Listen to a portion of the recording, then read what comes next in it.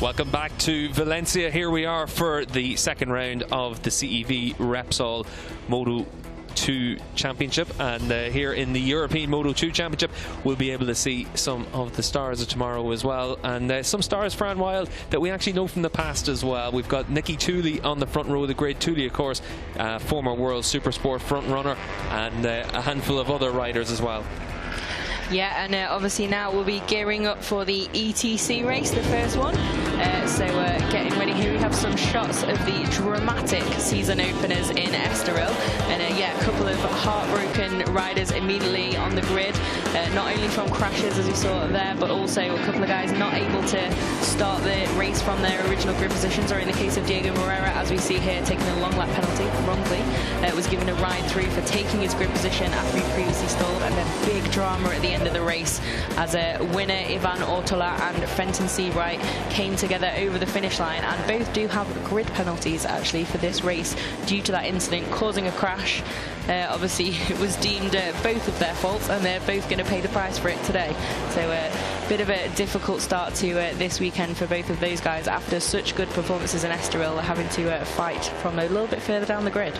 Yeah, they're not the only ones that are going to need to take a penalty. I'll take the long lap penalty for jumping the start of the ETC race and going straight to Moto 2. But for these ETC riders, this really is the opportunity to use what we saw in the Moto 3 class as well, Fran, where the European Talent Cup riders can use this as a real stepping stone in towards the Moto 3 class. And here at Valencia, this is a racetrack that all of these riders are going to need to learn and going to need to know really well, because this is one of the pivotal tracks for pretty much all of these championships, whether it's the European Talent Cup, moving on to the CEV Moto 3 Championship, or if you get the opportunity to race at the World Championship as well, you need to be quick here at Valencia. This is a real testing track.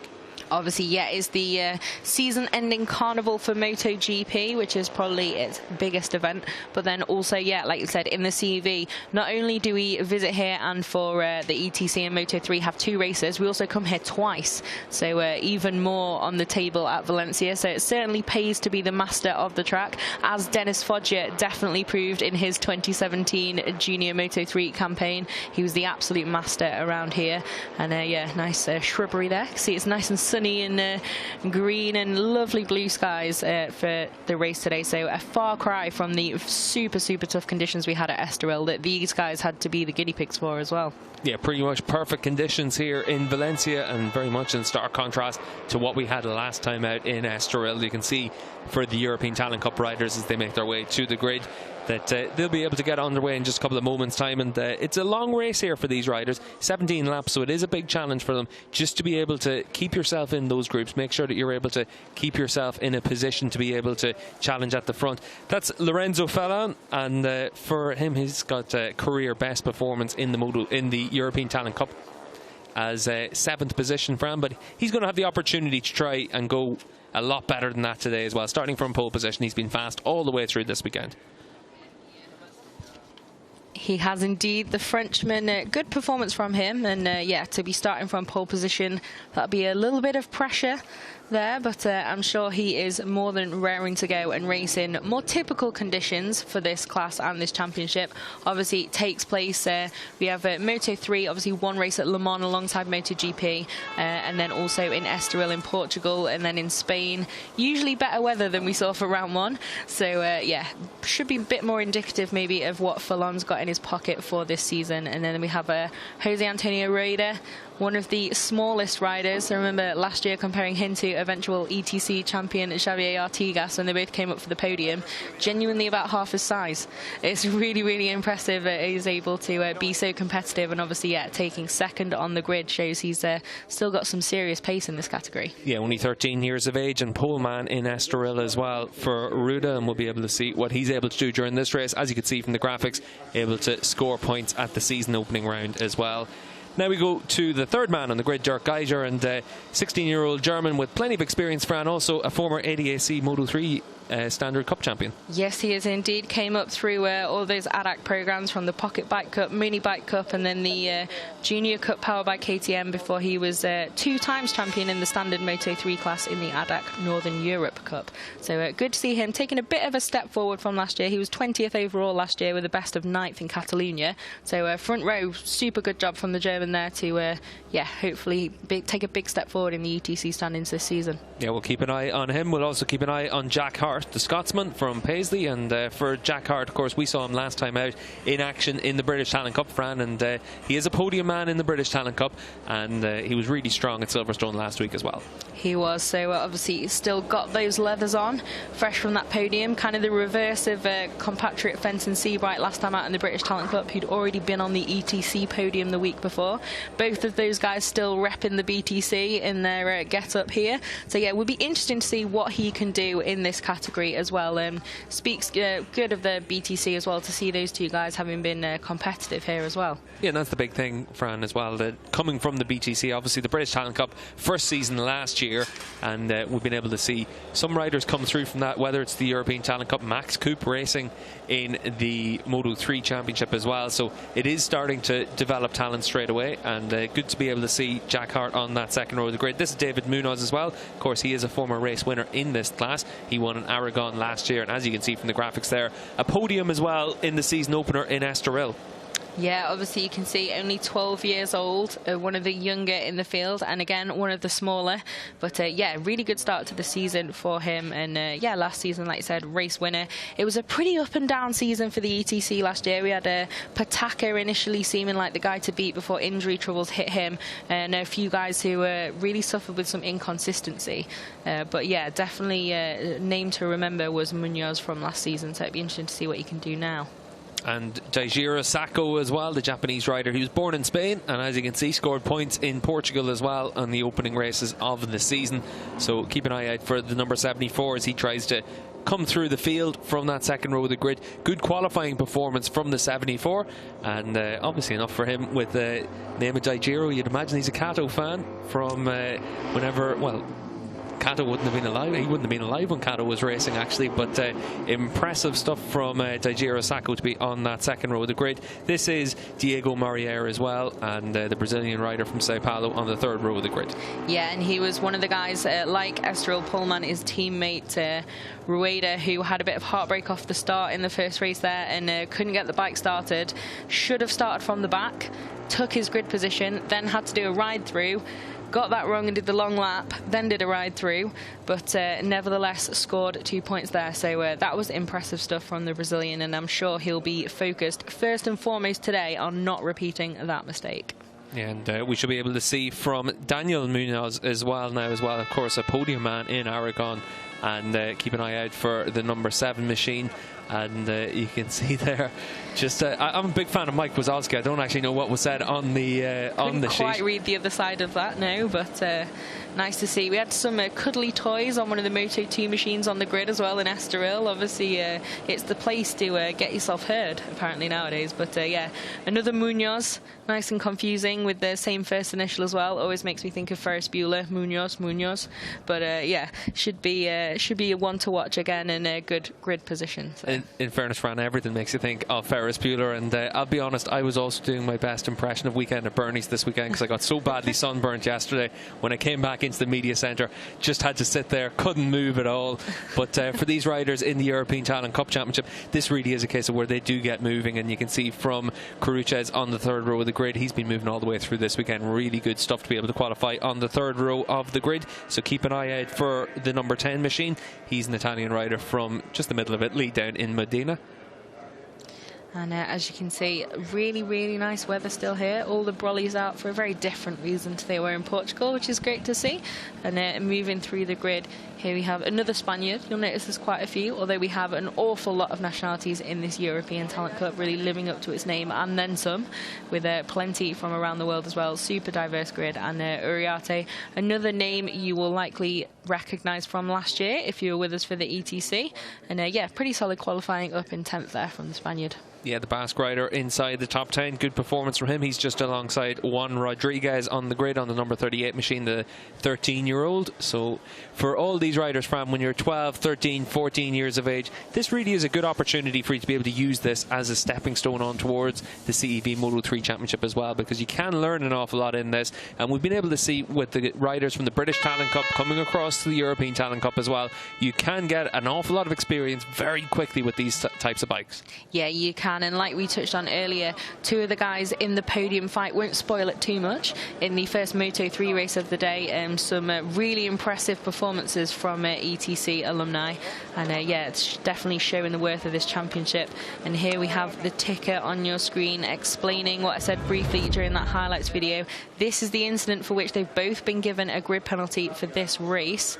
Yeah, bit of a tough one for those two guys, that collision over the finish line. Both took those finishes. They had crossed the line, so it was a race win and second for Seabright. But yeah, you see Nico Tirol there, former 125 champion. Yes, definitely living through the drama there on the pit wall. So yeah, those guys are definitely now out of position, you could say, from their performances in Estoril. Certainly seems like yeah, they would be a little bit further up the grid. But Seabright from 26 on the grid, have to see if he can move forward. Yeah, Seabright would have qualified inside the top 15, and as you can see there, podium man in the opening race of the year. And as Fran said, just getting that penalty for that last lap incident. And in fairness to both riders, they did start to lean in on each other coming across the line, but definitely a case where you can have those kind of incidents, particularly around that last lap in Estoril, where you're just trying to make that drive for the line. Bit of a racing incident. Heavy penalty for the riders, do you think? I'm quite surprised, given that they've penalised both riders, in which case you think, okay, racing incident, both at fault. Obviously both gone down, both were able to take those results and both okay after the incident, but obviously race direction making that point of, you know, don't play about too much. You can't take those kind of chances and risk that kind of incident. So, but yeah, obviously Ortola was the double winner in Estoril. So for him, I'm sure it'll be even more painful to be starting so far back. But here we have the grid then from Fallon on pole and Rueda and Geiger alongside him. And Hart, Munoz and Sacco on that second row of the grid. And then Moreira, Munoz and Cruces on row 3. And when we get to row 4, we should be able to see the likes of the Basque rider Uriarte, and then Rodriguez and Miguel Parra as well. He is, of course, in his third European Talent Cup season. And then Guevara, Tapia and Clement Rouget. And then the former Albacete winner Milan, and then Luca De Vie, and then the Barcelona rider Avila. And then Carlos Torresillas, Roberto Garcia, Michal Bulik. Zonta van der Gerberg, of course, son of Jurgen van der Gerberg, Aldejur and Ortola, who we saw with the grid penalty. And then Watley, Seabright and Ruda on row 9. On row 10, we're going to have Fano, Andy Koffler and Falcone. And then Falzone, Julio Garcia and Kaz Beekmans. And then Seadraith, Maria and... Verdugo there, looking out that round. And then Palazzi and Eric Fernandez completing the 38 rider grid. So it'll be nice and busy out there on track and down to turn 1. I'll tell you what, I was a bit too busy there at the end as well. There's a few of these names are a little bit difficult for an Irishman to say, but at the front of the field, not too difficult to see who's going to be right there or thereabouts all the way through this race. Lorenzo Fallon has been fast all the way through this weekend. Keep an eye out for the number 5. He's on pole position. And we've got plenty of experienced riders from the European Talent Cup. Rueda on the number 95. He was the pole man in Estoril. We've got Dirk Geiger on the number 6 on the front row of the grid as well. Of course, he is a former Moto3 Standard Cup champion in the ADAC. Keep an eye out for Jack Hart. We saw him on the British Talent Cup grid last time out in Silverstone. He's been fast all the way through in the BTC, a podium man in that championship. Keep an eye out for David Munoz on the 64, an Aragon race winner in the European Talent Cup. And then there is also just a handful of other riders, Fran, that we saw at the front last year, but we're going to have some surprises during this race as well, because it's early doors in the ETC season, and this really is a chance for you to try and make your bones, try and make a reputation here in the CEV paddock. Yeah, it really is. Like you touched on briefly earlier, it was Matteo Patacca last year who'd really shown some incredible form in the ETC and seemed to be the most consistent guy, and then injury really derailed his season, unfortunately. But yeah, it was a real season of ups and downs for most of the guys on the grid in the UTC, and things can change very, very quickly in the standings if last year is anything to go by. So I'm sure there'll be plenty of people looking to be a little bit more consistent this season and really back those points every race, and maybe just calm it down a little bit. Yeah, and we do see in the Talent Cups just how easy it is to be inconsistent. It's very easy to find yourself falling down the orders because all these bikes the exact same. You can see here in the European Talent Cup, these bikes are all prepared by different teams, so slightly different than what we get in the Asian Talent Cup or the British Talent Cup, but the bikes are the exact same. And as you said as well, Fran, the leather's the exact same for some of the riders coming across from the British Talent Cup as well. There's one of the riders that came across from the British Talent Cup, the number 70 of Josh Watley. Of course, Josh racing here full time in 2019. He had 3 podiums in the British Talent Cup last season. Keep an eye out for the number 70 through the course of the season, but unfortunately for Watley, down there on that 9th row of the grid, so plenty of work to do, but he is just around the likes of Fenton Seabright as well on the grid. Is he going to be able to follow Seabright through during these early stages? Yeah, I'm sure he'll be looking to his compatriots, maybe tag on the back of Seabright, because Seabright, with that fairly hefty penalty, obviously had a little bit better pace than his grid position says, so it will be an interesting one, definitely. I think the likes of double winner Ortola from Estoril and the likes of Seabright right down there past the top 20 on the grid, see if they can make some good progress. Yeah, the 95 there of Ruda, and he's second on the grid, just behind Fallon on the number 5. So keep an eye out for Lorenzo, because he's been fast all the way through this weekend. You can see that Dirk Geiger just coming up to the grid as well now. And as we get ready for the start of this ETC race, 17 laps here of Valencia. We're just waiting for the red lights to come on. They come on. Is everyone going to be able to make a clean start here? It looks like Fallon's made a good start, but Dirk Geiger on that number 6 from 3rd on the grid. He's able to get himself straight through into the lead of this race. The number 7 with a good start as well. That's Munoz. Dan Munoz on the number 7 trying to get himself down the inside. Is everyone going to be able to get through pretty cleanly? The number 5 of Fallon forced out wide through turn 1, but he's able to at least sweep through, but it has to run very wide on the exit of turn 1. Lorenzo Fallon there on the number 5. He's going to have to be watched for that, because big advantage to take by just running so far wide out through that runoff ramp. Yeah, track limits are an important thing in this championship, of course, and they should be a little bit lenient at turn 1. Didn't look like he had that much choice about it when you run out of track and there's 38 guys trying to go into turn 1, but yeah, definitely something we have to keep an eye on with him. But Geiger, great start off the front row and immediately taking control of this race. Really big leap forward from the German this season so far. Yeah, he is, as we said, experienced. He is a Moto3 Standard Cup champion in the ADAC, so he knows these bikes pretty well, and he knows what to do when he gets himself to the front. So keep an eye out for the number 6. He's just in front of the number 74, and that is Daijiro Sako, and the Japanese rider just trying to make sure he's able to hold on to that second spot. It looked like Fallon was trying to get himself through into second, but not quite close enough there for Lorenzo on that number 5 machine, and behind them it is still Moria and then Rueda on that Estrella Galicia bikes. Yeah, so super start from Sako as well, who was right behind Geiger on the grid. So those two guys on the inside of turn 1, really making those grid positions work for them. But at the moment Fallon definitely looks like he's wanting to hit back pretty quickly after losing out from pole. Yeah, Fallon's been fast all the way through this weekend in practice and in qualifying, so he's going to want to make sure he's able to make the moves quickly, because you don't want to get engulfed in the middle of this pack. You can see there the number 28 of Guevara just coming through that group, but you don't want to get yourself sucked into that group. You want to make sure you're able to stay at the front, because in a field this big, with the bikes so close together in terms of their performance, it really is a case of if you lose momentum, you lose a lot of places. As Fallon gets down the inside into turn 1, good move on the number 5 machine, but again running wide on the exit there for Lorenzo Fallon. And as Fran said, keep an eye on those track limits, because you can be given a penalty for it here in the European Talent Cup. All those riders running out a little bit wide on the exit curve there from turn 2 as well, but you can get penalties for exceeding the track limits. And Lorenzo Fallon, he's now given himself that little margin of error can be taken away from him if he does that consistently. Yeah, for sure. It's we've had a few more in the Moto3 Junior World Championship, but we've had a few high-profile track limits issues in the past in the CV. Most notably, I think at Catalonia, there was a lot of podium confusion with Dennis Foggia a couple of years ago. So they do take it just as seriously here as they do in the World Championship. And yeah, the Frenchman have to be a bit more on it, I think, next time around, and show that he's not repeatedly trying to gain an advantage there. Mistakes are okay, they happen, obviously, unless you sort of completely cut a corner and gain sort of 3-4 seconds.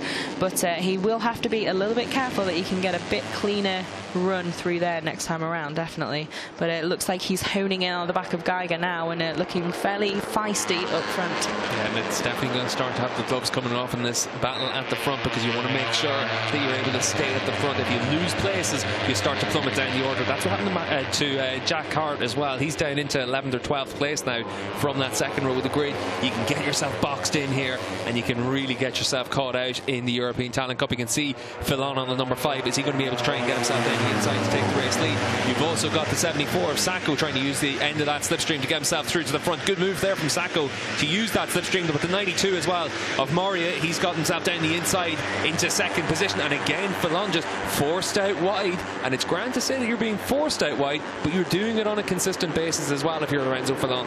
Yeah, it's 3 in a row now for Fillon. Have to be very, very careful now. But Sarko, really nice move there, capitalising perfectly on the slipstream to take over at the front. Good move by Fillon as well. Yes, definitely, to get back up in there and recover a bit. Obviously, you could see that time around that was more time lost rather than advantage gained, but still something to keep an eye on. And you can see there Sarko really close to the green stuff, but crucially very much still within track limits. So that's how it's to be done. Yeah, Sarko's looking pretty comfortable there, but Geiger looks fast as well. He looks like he's able to put his bike into a couple of different places on Sarko. He's going to try and get down the inside into turn 8 here for Geiger on that number 6 machine, able to get himself into the race lead. He's been setting that up as well, Fran. We saw him on the exit of turn 4 looking really strong. He just looked like he was able to carry a little bit more speed compared to Sacco. Gets himself to the front. Good move there from the German rider. Yeah, quality move, and Geiger definitely looking like he is very much in control of himself and looking to take control of this race in the early stages. From that great start to immediately take over at the front, just looks definitely looks like he is here to do some serious racing today. Yeah, for Geiger, he's going to get the opportunity to race again later on this afternoon as well. 2 races for these ETC riders, and you can see for Fillon, he's able to get himself through into second spot with that typical Valencia move down the inside into the last corner, trying to use the slipstream from Geiger out in front on the number 6. Are we going to see Fillon and Sacco on the 74? Are they going to try and attack down in towards turn 1? It's getting tight down in towards turn 1 there. Sacco, is he going to try and get himself down the inside? He manages to hold on to 3rd position, and Fillon, it's a full house now, 4 in a row for Fillon to be able to run him out onto that green paint on the exit. Was 3 of a kind before, Fran. I'll tell you what, he's going for the Royal Flush next time around. Yeah, again, just needs to watch that definitely, because there he wasn't particularly under attack either, and that's that's going to come back to bite him pretty soon if he's not careful, if it's not already being looked at. Yeah, the number 20 there of Hart as well, able to make some progress. Jack Hart now up into what looks like it's probably about 7th position now for Hart, so just starting to pick off the riders in front of him in this group. He's been fast all the way through this weekend. Bad start, bad first lap, but now just fighting his way back through on the number 20 machine. Keep an eye out for him. But Fillon down the inside into turn 8, not quite close enough on Dirk Geiger to make that move. Geiger breaking really deep down in towards turn 8 to defend and hold on to that race lead. You can see that Sacco down in 4th. He's trying to make sure he's able to put himself into positions to attack back on Diego Moria, but Moria just staying out in front there as well, Fran. Yeah, it's. I thought maybe it was going to get a little bit too close between the numbers 5 and 6 at the front there, but Fillon wisely not deciding to go for that move. But these two at the moment definitely look like maybe got a slight edge on some of those guys behind, but definitely Moreira now really getting in the mix, and Geiger super defensive around there. Yeah, Fillon just getting caught out by Geiger's line down in towards that last corner. That's going to lead to him coming under attack down in towards turn 1. Sacco on that 74, big wide sweeping lines through that last corner. He wants to be able to carry that corner speed, set up a move down in towards turn 1, but you can see out in front Geiger once again able to hold on to that lead. You can see the number 5 of Fillon. Is he going to run out onto the green paint again? He does again. So Fillon once again just running out onto that green paint on the exit on the number 5, and Now you can see Jack Hart just trying to get down the inside as well. Hart's doing well, up into 7th spot now as well, recovering well there for the BTC rider. Yeah, obviously when you do have a bad start and you lose a few positions like Hart did, it can be so easy for these young guys to kind of lose their head and panic a little bit and then immediately try and make up, you know, 3 positions a corner. Oh, I've got to make it back up. But obviously Hart has managed to stay calm, stay patient, and just chip away at it. And now he's back up a little bit more where he started this race. So really good stuff from the Brit. And yeah, Fallon, that runoff area, it's becoming a bit of an issue, isn't it? But now we can see a bit of a teammate war for second, and Sarko losing out there. But the Japanese rider definitely seems to have some real pace down the start-finish straight, certainly, to attack into turn 1. Yeah, keep an eye on the number 74 as we come through the final couple of corners, through the long left-hander that we're going to come through in a couple of moments' time. Keep an eye out for where he tries to just carry all that corner speed. He's using that to make sure he exits really well onto that long straight. So he's just trying to set up all of his moves down in towards turn 1. Sako's in 3rd spot at the moment on the 74. It's still Dirk Geiger out in front from Guevara on that number 28 machine. But you can see once again Dirk Geiger's line catching out the rider behind there. It was Guevara that time on the 28. They tripped over a little bit on the way down in towards that last corner. And for Dirk Geiger, maybe just holding slightly different lines compared to everyone else. But you can see with Sako, he's able to use that slipstream to try and attack as well down into the first corner. Gets himself through 3rd to 1st. And it's a 1-2 for that team now as they pick the pocket of the race leader, Dirk Geiger. And 6 in a row now for Lorenzo Fallon as he runs out all the way through that exit of turn 1. But he's lost another place to Jack Hart. Jack Hart really is picking off people through this race, Fran. Really good stuff from the number 20. Yeah, the problem I think for Fallon as well is that it's not actually helping him all that much in the race. So he's running a huge risk of getting a penalty for the track limits that he's continually exceeding. But it's also not really paying off that much, and he keeps getting a bit pickpocketed. But yeah, certainly a bit interesting at the front now. We can see Geiger. I imagine he's going to be pretty eager to take back the lead. And you can see Jack Hart there in the background looking a bit menacing as he moves in on this front trio as well. Now past Moreira. So yeah, and we can see another little teammate battle into the down there, but it looks like Hart has definitely got that move done, not under attack again from the Brazilian. So I have to see if he can make some more progress now. Tell you what, how good is Jack Hart though? He's been able to come through from 12th position on that first lap is what I counted him down at, and he's just been able to pick off people all the way through. Let's see, a long lap penalty now for Lorenzo Fallon for running out wide through turn 1 for repeatedly exceeding the track limits.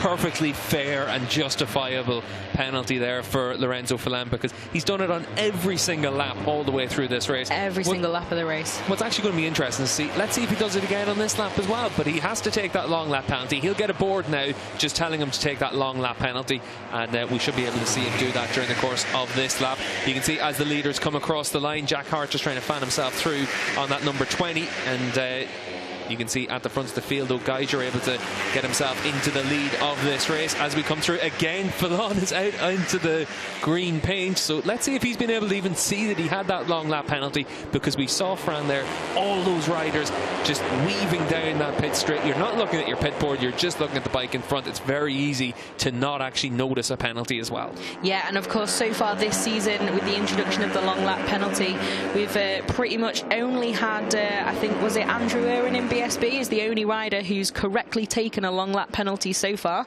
We've had so many people confused, taking it when they weren't meant to, or taking it instead of a ride through. Let's hope that Lorenzo Fallon will see that board and understand what the penalty is, and then take it pretty soon, and also stop exceeding the track limits at turn 1. Yeah, that's going to be a good start for making sure you avoid those penalties. I believe that's the aim of the game here. So yeah, hopefully the Frenchmen will both get the penalty message and get the message behind it to be a bit tidy around that section of the track. Yeah, and I was talking to some of the riders about the long lap penalty, not here in the ETC Cup, but in the BSB paddock, just about using that penalty, and they all did say the same thing. You do lose time. It is a big positive, because suddenly you don't end up with a ride-through penalty for a misdemeanor. But for Lorenzo Fallon, because it's been so persistent as well, it's something that we're going to have to keep an eye on all the way through this race as well. But at the front of the field, you can see it still looks like the number 74 of Daijiro Sacco out in front from Dirk Geiger. And then you've got what looked to be the 92 up in third spot, just in front of Jack Hart. Hart's progress, it's stalled at P4 right now, but he's just been able to make all those moves all the way through this race. You would expect to see him get himself through into the podium spots. Geiger's going to try and hold that inside line down in towards turn 1. Onsako gets down the inside. Nice clean move there from the German rider to get himself through into the lead of this race. And you could see at the back of that group, Fallon did not exceed track limits. He did not. So for the first time in this race, Lorenzo Fallon actually completing a full lap of this racetrack without exceeding the track limits. But we'll keep an eye and see if he's able to make his progress through this group as well, because he's been fast all the way through the weekend, Fran, and it's easy to make a bit of a joke about that turn 1 issue for him, but he's been fast all the way through this weekend. He's looked good, and now he needs to dig deep in the second half of this race, because he's got to come through the pack now. He's down in 9th position. Exactly. Obviously, it is frustrating to watch as well as for him, because he has had such incredible pace throughout the weekend. So just that little transgression there at turn 1 really putting a lot at stake for the Frenchman. So hopefully, yeah, that will now calm down and he'll make some progress back up through to the front group.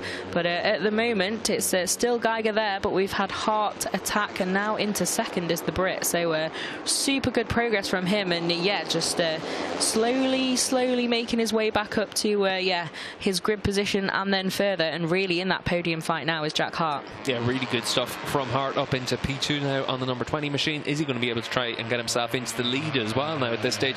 This is where we saw when Geiger was out in front, a few riders actually unable to attack him, and they just got tripped up from him, but not that issue for Hart. He's able to get down the inside. The big issue there for Dirk Geiger is he leaves that door wide open. Fallon actually out on the exit of turn of the last corner now, running through the green paint as well. But for Jack Hart, able to attack on Geiger, good move, but is he going to be able to hold on down in towards turn 1? You can see the 54 hits the front of the field. That's Aljour able to get himself into the front of this group. Yeah, it's all getting pretty racy out there again, and we again see the number 5 of Lorenzo Fallon heading out over that green stuff. So yeah, it'd be interesting to see. Has he taken the long lap penalty yet? I didn't notice him taking the penalty. I've not noticed him taking that either. He's obviously fallen a little bit down the order from where he was in the initial laps of this race. But yeah, we'll have to see. I think he should have 3 laps to be able to take the penalty. So we'll keep an eye on that. And we have a crasher. Who's that gone down? I think it is Jack Hart. So just heartbreak for the Brit there after such good progress, like we said, after a difficult start. Have to see if he can get that bike going again, but he's at least up immediately, but heartbroken. That is devastating for Jack Hart, because he's done so well in this race. He really has. To get himself back to the front of the field, that is disappointment there for Jack Hart, but he's going to get the opportunity to race again this afternoon as well in the second race of the weekend in a couple of hours time. So he's at least got a few hours time until 3 o'clock before he gets back out on track. But for Jack Hart, that's so disappointing, Fran, and we saw it the last in Silverstone as well in the British Talent Cup when he had the same issue. But disappointment for him. Fallon has taken the long lap penalty, but he's at the back of that leading group now, and he's going to have plenty of work to do to try and get himself through this group now. And you can see this is at the front of the field. This is what Fallon got his penalty for. We could show pretty much any lap down in towards turn 1 for Lorenzo Fallon, and you can see just how wide he was through there, and he was a lot wider on different laps as well. But now having that penalty, is he going to learn his lesson? Keep an eye out for the number 5 at the back of this group to see whether or not he's able to learn his lesson down in towards turn 1. But Sacco able to take the lead into turn 1. Guevara trying to attack as well in the 28. He's down the inside of the 54. That was Aljour who had been leading, and lots of riders taking. And Fallon again running through that paint as well. But he wasn't the only one that lap. We did see Daniel Munoz moving through that green paint as well. Yeah, obviously, you know, like we said, one-off errors or an error here and there, that's okay. Everyone makes mistakes. But Fallon obviously abusing track limits a little bit with the amount of times that he has run through there. So we have another track limits warning as well for rider number 19.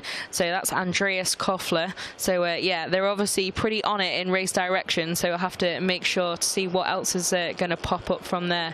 But here now we have this trio, little bit of daylight behind them, and obviously the classic tapping the back there. Follow me, I've got the pace. I always wonder why these guys do that. It never, ever, ever works. Yeah, Aljour hitting the front and just tapping his seat unit just to say, stay with me, guys. No need to attack. We'll be fine. fine. This is the ETC. There's no way you're breaking away at the front of the field. It's so difficult to do in these Talent Cup races. We only see it a handful of times. We saw Jerry Salem, who we'll see in the Moto2 race in in the next race actually here in Valencia. He's been able to have some runaway race victories in the Asia Talent Cup. We saw it a few times in the British Talent Cup as well, but it's so difficult to try and break away here. It's pretty rare, and of course this track as well, it's yeah, it keeps it pretty tight, and you can see at the moment Aldeguer, like, fair enough, some good pace there, keeping the lead pretty nicely, but he is yeah, still got those two red bikes right with him, so by no means about to pull them clear of those on the chase, I would expect.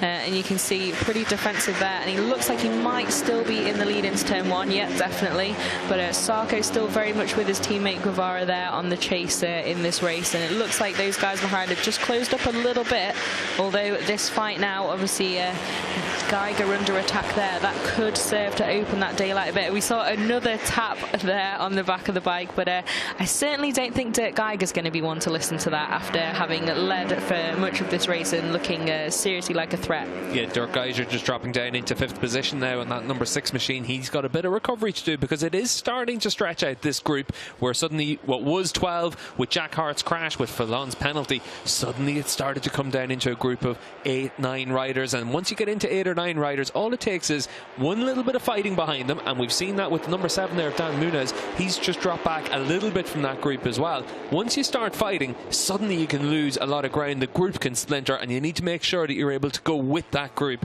if there is a bit of a break. That's why tactics are so important in the Talent Cup races, particularly here in the ETC at Valencia, where you need to make sure that you're always in those leading 3 or 4 positions. You can see there the 64 with a big look over his shoulder, and just making sure that he's able to see what's going on around him. That's David Munoz, and those kind of things, Fran, they can start to separate that group.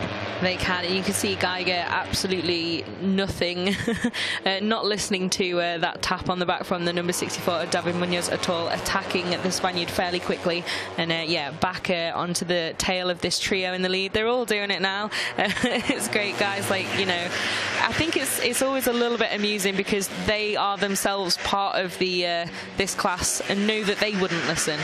So it's, you know, like, you're expecting everyone else to take heed, but I'll tell you what, Fran, they are listening, because they haven't overtaken. I don't know as they are, but yeah, certainly at the moment at the front, it looks like yeah, Aldeguer, really good progress for him up to there, and Guevara looking pretty comfortable at the front now, but Sarko not to be discounted, still back in that fight, and it looks like behind, do we still have Geiger at the head of this race? No, looks like Dan Munoz up into Daniel 4th. Munoz has taken him back, so yes, some yeah, pretty racy stuff there. Trying to I know it's your pet hate word, so I've used it twice already, but yeah, this lead trio now starting to pull out a little bit of daylight there, so yeah, like you said, it can be so easy for that to happen if you get a squabble breakout in a group like this.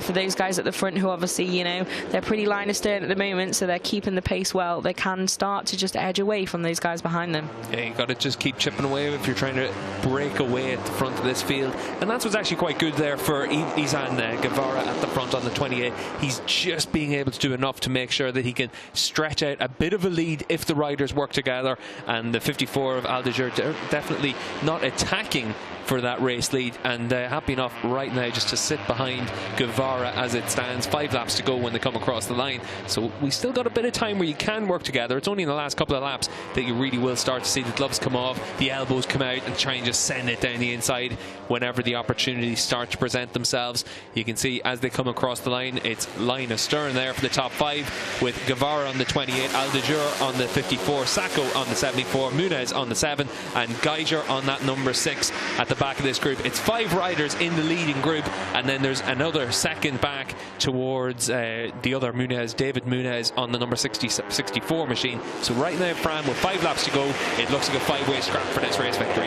It does, definitely, and you can see there's a little bit of a gap that is slowly closing down that had been opened up between the front 2, and Sarko had a bit of a scrappy latter half of that lap, but seems to be back on it now, and yeah, definitely it's Daniel Munoz now who's taken over on the dirt Geiger attack. But this group of 5 now, you can see there really is some serious space between them and that second group. But yeah, at the moment still, I think Guevara looks pretty comfortable in that lead, but he definitely remains in close company with those guys just behind him. And we can see also we've got some good progress from our guys who had, oh, we've got a crasher. Who is that down? Can't see the number on the bike at the moment, and our timing screen has decided to pretty much disappear, so that's useful. We'll try and find out who that is. And we have another long lap penalty as well for Andreas Koffler, who we saw a warning come up for earlier. So yeah, exceeding track limits again was the Austrian, so he'll have to take that within 3 laps. But yeah, I'm not sure who that crasher was that went down. I think it could have been Jose Antonio Rueda. I think it might have been, yeah, front row starter and yeah, Estrella Galicia rider. Oh, that's a little longer lap than it should have been. See if he can hopefully hold on to that and come through. What's actually quite interesting, in this morning's warm-up, we saw quite a few riders actually practicing the long lap penalty as well. The penalty there for Andy Koffler. I'm guessing Andreas Koffler was not one of them. He wasn't. Unfortunate there, but he's kept it together, so hopefully that still counts. Although he wasn't technically all the way through that long lap penalty area, obviously cost himself even more time with that little mistake there, but back in the race is the Austrian. Yeah, guys, you're able to get through into 4th now as well. Yeah, you can see Sarko just seems to be struggling a little bit now, just a little bit scrappy from the Japanese rider now, but his teammate is absolutely immovable at the front now. Guevara been there for quite some time now, and Aldeguer certainly seems comfortable sitting behind him, but yeah, hopefully now we'll get some. Oh, it's Josh Watley gone down apparently. I don't think it is. No, that's not at all. Read the graphic before I looked up, but let's see who it was, see if we can get a good look. Still can't catch it. I think it's Rueda though that's gone down there. Yeah, but I think it is Rueda, but yeah, unfortunately the timing screen not helping us out too much at the moment. Got some problems with the graphics on there. But as we were saying before that incident interrupted, our 2 guys who had penalties, so Ivan Ortola, the double winner from Estoril, he's now up into about 14th and now scrapping it out for points, as is dueling partner Fenton Seabright as well. Those 2 who were penalised for that incident over the line in race 1 in Estoril, now looking to score and yeah, add some more points to their tallies from the race in Portugal. Yeah, and it shows just how much of a penalty that it really has been on those riders, because they qualified inside the top 15. The penalties pushed them down the field, and it's only now in the final laps that they're actually able to get themselves back up into those points paying positions, and they're going to have to do it all again in race 2 for the ETC in a couple of hours time. You can see at the front of the field it is still Aldeguer in 2nd position, but now with 3 laps to go, this is where they can now start to battle with one another. There's no need to be tapping on the seat units anymore now. It's all about just exactly, Fran, it's now all about just trying to make sure you're able to tap it on the limiter all the way through the rest of this race, because with 2.5-3 laps to go, now suddenly this is when you need to be making those moves. This is when you have to make sure you're able to get to the front. That's exactly what Aldeguer has done, and you can see with Munoz as well on the number 7 machine, Dan able to try and get himself up into 2nd spot, but Guevara, really good riding there to attack straight back, answer straight back from Munoz as well, not quite close enough into turn 4. Is he going to try and be a little bit aggressive down in towards turn 6? You can see there with Guevara, he's still tapping on that seat unit as well. We're into the final 2.5 laps. It looks like Munoz is listening to you. Guevara maybe not so much, but yeah, they've certainly got plenty of breathing space behind them. It would have to be one almighty incident to see that second group be able to close in on these guys, but you can see now it's starting to really up the ante in the front group here, and I wouldn't be surprised if we don't see an attack into turn 1, certainly for the lead, or maybe even before. Do you think? Well, you're going to see Munoz is going to try and be a bit aggressive with Guevara. Is he going to try and make a move down in towards the last corner? But with 2 laps to go when they come across the line, you need to make sure that you're in those leading 3 positions, because you need to be able to use that slipstream down in towards turn 1 on the final lap of the race. So you need to make sure you're always able to stay in those kind of positions at the front of this group. That's where Munoz right now on the number 7, he's placed himself really well. You can see Aldeguer at the front, just running that wide line through the last corner. Brave open door there from from the number 54 in the lead, but yeah, I think it's going to get pretty feisty now in the braking zone down into turn 1. Have to see who is latest and bravest, but yeah, 5 riders in it, still in it in the battle for the win, but definitely now it's all about getting yourself in that position to be able to attack, because you can't leave yourself too many moves to make when you go for that final push. Yeah, you can't leave too many places where riders can attack you with only 2 laps to go here in the ETC race at Valencia. These riders are going to race again in a few hours time, but they're not thinking about that right now. head. They're only thinking about the opportunity to score 25 points. In the opening race of the year, we saw Ivan Ortola win both races, but now these riders have the opportunity to try and put themselves into a position to pick up those 25 points. It's Guevara out in front at the moment on the 28. He's been able to get himself to the front pretty regularly through this race. But Aldeguer on the 54, he's been quite strong in the second half of this race. Is he going to be able to be aggressive enough to try and make a move? A lap and a half to go. You can try and make a move down in towards turn 8 where the riders are coming into now. Last lap, we're definitely going to see someone attack down the inside into this downhill left-hander. From this point onwards, though, your opportunities to attack start to diminish really quickly, and it really does just come down to the last lap, last corner. Once you're down into these stages, you can see the number 7 of Munoz just trying to get down. Touches the back end of Aldeguer, and that was just too aggressive there from Munoz down in towards that right-hander. You can make a move there, Fran, unless you've got a willing dance partner. Yeah, that was pretty close between those two. A little bit of contact. Something flew off one of the bikes, but yeah, it looks like at least obviously overly aggressive from Munoz, and he is at least the rider who's paid that price there rather than you know, pushing someone else out of the race. But it's a lesson to be learned for later. I think we'll have to see where he's rejoined. Yeah, he'll rejoin down the field. Keep an eye out for the 7 as he tries to attack down the inside of this right-hander. Just carries too much speed on the way in. But in fairness as well, Aldeguer is just running a little bit too deep in through there as well. You can see it looks like it might have been just the rear fenders come off on Aldeguer, so it shouldn't affect him too badly as they come through into turn 2. It's still the 28 of Guevara out in front. He had a lead across the line of about half a second. Looks like it's still half a second from Aldeguer, with Dirk Geiger and Sacco up inside the top 4 as well. And you'd imagine, as it stands right now, Guevara's got enough of a lead, Fran, to be able to keep himself out in front, and this now becomes a scrap for second. Is Aldeguer and Dirk Geiger and Daijiro Sacco who's going to come out on top in this scrap for those all-important 20 points for second. You can see Dirk Geiger on the number 6 trying to be a bit aggressive, trying to make sure he's able to put himself into a position to try and attack down in towards turn 8. Is he close enough to use the slipstream? Keep an eye out for the number 6 of Geiger. Looks like he's a bit too far back to attack on Aldeguer, which means he has to try and set it up for the last corner of the last lap. And out in front, though, Ivan Guevara, he's only half a lap from home to be able to claim this victory. And for Guevara, he was inside the top 10 in both races in Estoril. Now he's inside those podium spots. He's leading this race, gives himself the best opportunity here with half a lap to go. He looks like he should be able to hold on to that lead. He has a quick look over his shoulder, sees the 54 of Aldeguer with Dirk Geiger on the number 6. Needing a really good exit through here for Dirk Geiger to see if he's able to set up and attack down in towards the last corner. Guevara comes through the long left-hander. Behind him, though, it looks like Geiger's just a bit too far back. Needs to make sure he's able to pick up that slipstream really early if he's to attack for second. Looks like it should be Guevara across the line on the number 28. He had 2 top 10s in Estoril, and he picks up a race victory here in Valencia, just in front of Aldeguer, and Dirk Geiger able to finish on the podium there as well, claiming 16 points. Daijiro Sacco was able to get himself up into those leading groups all the way through this race, and the number 74 teammate to this man, Guevara, finishes in 4th position. Behind them, the rest of the field now just coming through, and Lorenzo Falana, after one of the most adventurous races we've seen in a long time, he's been able to finish inside the top 10 in 7th spot.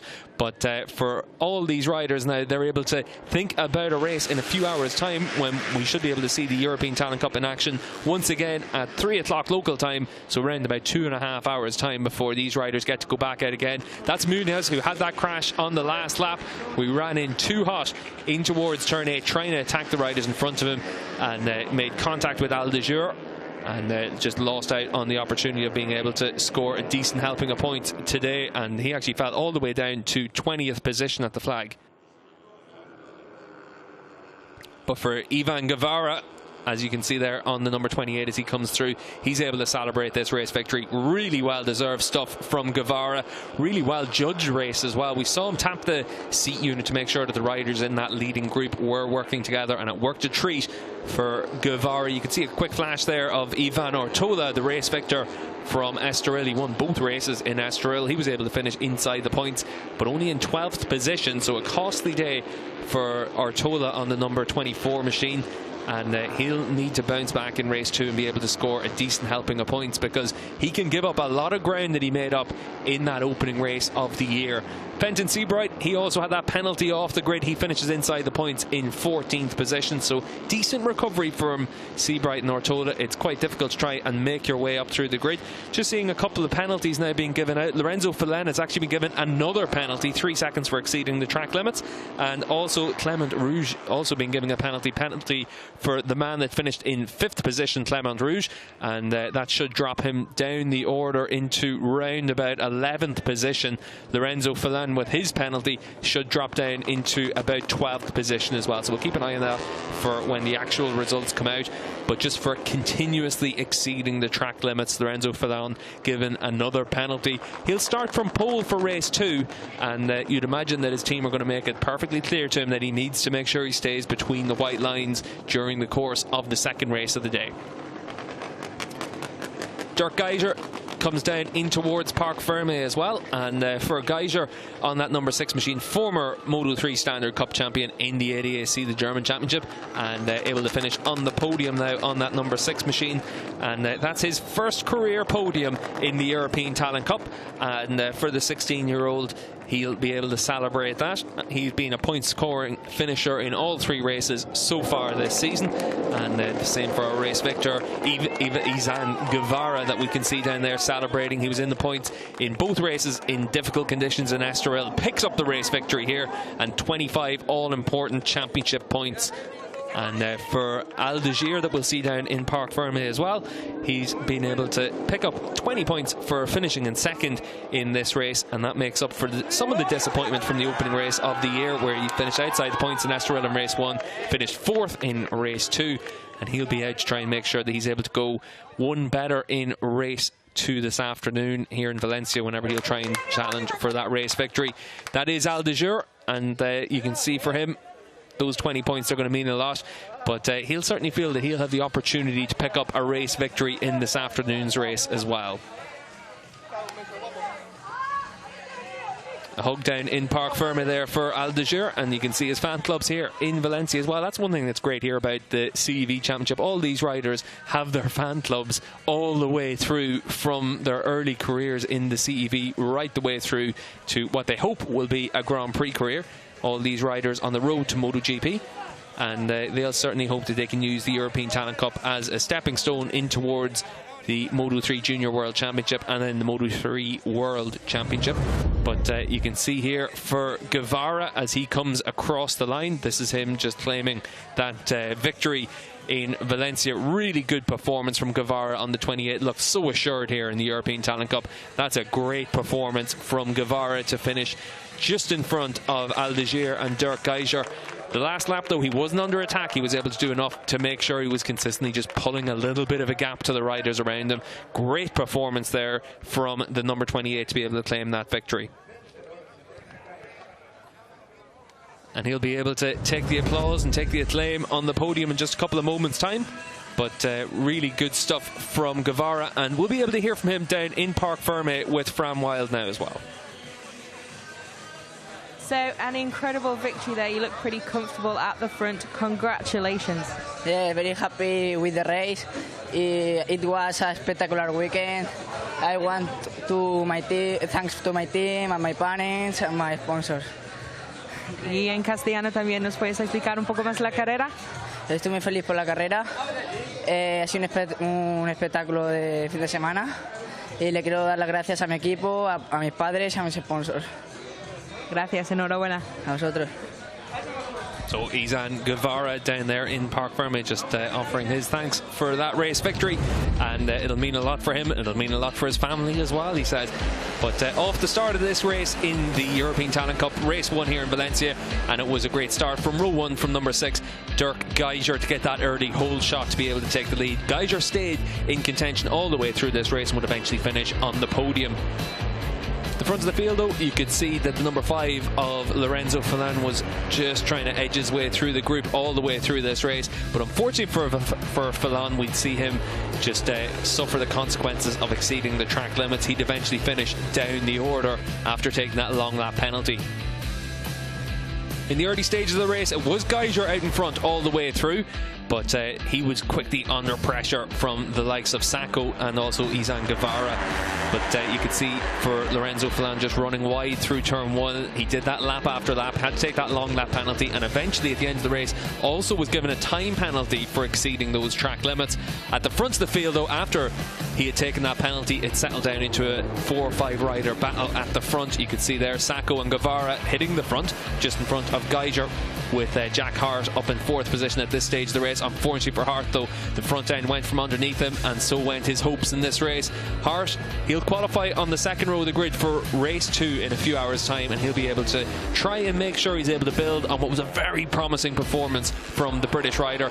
Crash there for one of the Estrada Galicia riders down the order, and for the riders at the front of the field, you can see Munoz on the number 7 able to get himself to the front. He was aggressive trying to make some moves. Unfortunately for Munoz though, he was a bit too aggressive on that final couple of laps, and he just fell down the order. But he was in that scrap at the front all the way through the race, so keep an eye out for him for race 2 this afternoon.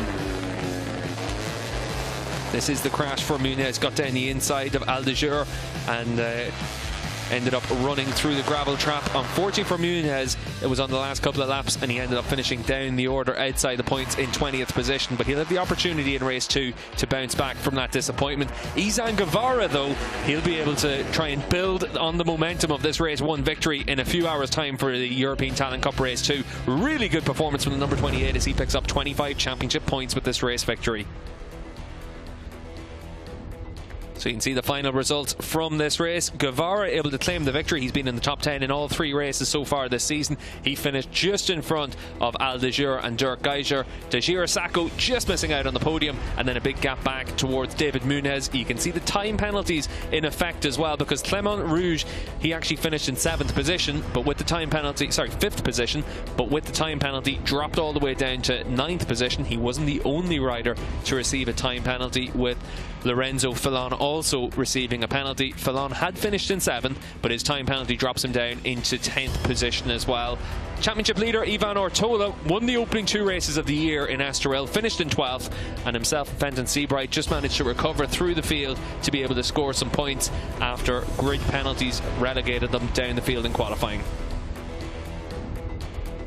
There was plenty of action all the way down the field, including for the man that finished in the 20th, Danny Munoz, and Munoz with that incident on the final couple of laps that just forced him down the field. Keep an eye out for the number 7 during race 2 this afternoon though, because he showed that he's got plenty of pace and plenty of potential to have some good results here in the European Talent Cup.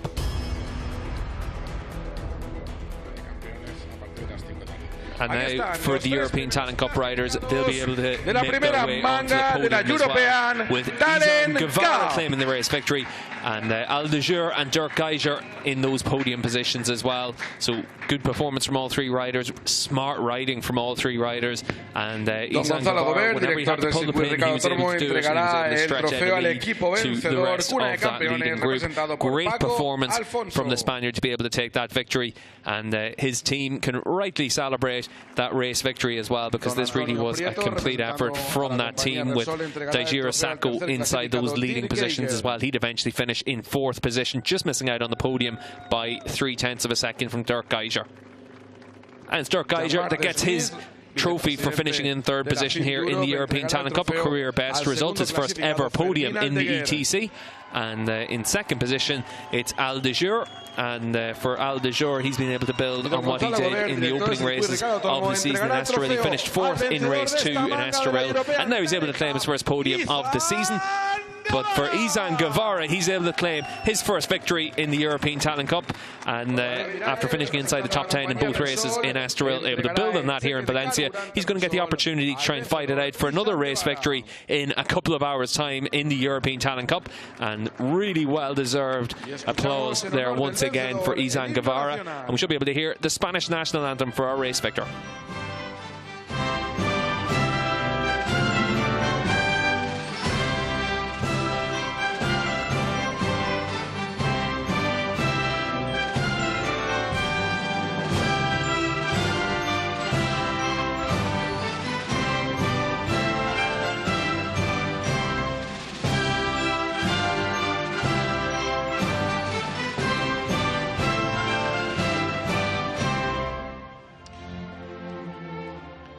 Ahí está, esos aplausos para los cuatro So the premiados. Spanish national anthem there for Izan Guevara, and no doubt we'll be able to hear that again through the course of this European Talent Cup season. Great performance from the race victor to be able to claim the 25 championship points here in Valencia.